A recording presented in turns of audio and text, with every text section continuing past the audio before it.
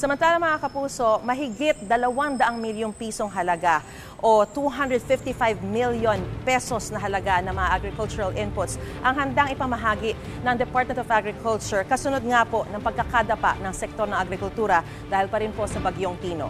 Narito po ang aking unang balita. Sa lawak ng pinsalang iniwan ng Bagyong Tino, hindi nakaligtas maging ang sektor ng agrikultura kabilang ang pangingisda. Inaalam pa ng Department of Agriculture ang mismong halaga ng pinsala, pero tiyak nang aabot ng 100 hektarya ng pananim na ginagawang asukal at 500 hektarya ng mais ang nasira. Ayon kay Agriculture Secretary Francisco Tiu Laurel Jr., nasira rin maging ang ilang high-value crops. Buti na lang daw ay naani na ang malaking porsyento ng palay.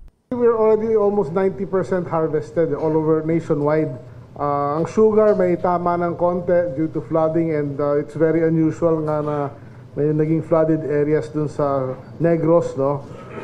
Mas malaki yung tama sa high value crops in isolated places. Pero ang mas nasalanta raw ay ang mga palaisdaan at mga gamit ng mga namamalakaya. We are also ready to deploy yung mga Bureau of Fisheries vessels to assist them and rebuild their vessels and yung kanilang mga bigay ng fishing gears, mga payaw. Minomonitor na raw ng DA ang mga presyo ng produktong pang-agrikultura sa mga rehiyong pinakaapektado. 255 million pesos na halaga ng agricultural inputs ang handa raw ipamahagi ng DA sa mga magsasaka at mangingisdang nasalanta. It covers yung seeds, fertilizers, fingerlings, some pesticides, fishing gears, para sa mga fisher folks natin and mga gamit pambangka. Then may survival and recovery loan program tayo, 25,000 pesos na loanable amount payable in 3 years para maka-replant sila, makabangon. Tutulong din ang Department of Agrarian Reform.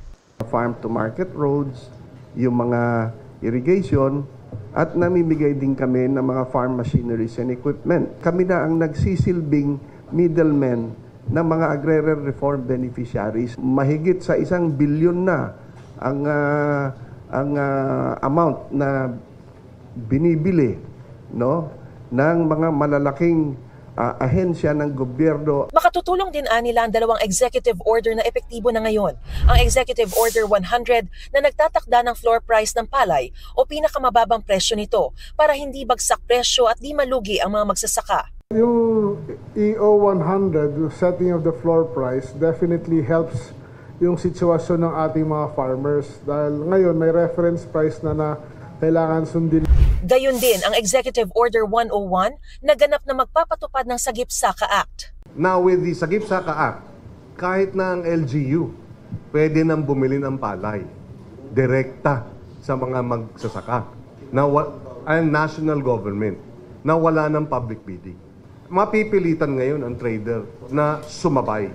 Dahil may inaasahan pang susunod na bagyong paparating, nakatutok at inaabangan din daw ng Department of Agriculture at iba pang ahensya ng pamahalaan ang posibleng maging epekto nito. Utos sa kanila ni Pangulong Bongbong Marcos mag-deploy ng mas maaga para handa sila at paalala pa raw ng Pangulo, expect the worst but act immediately.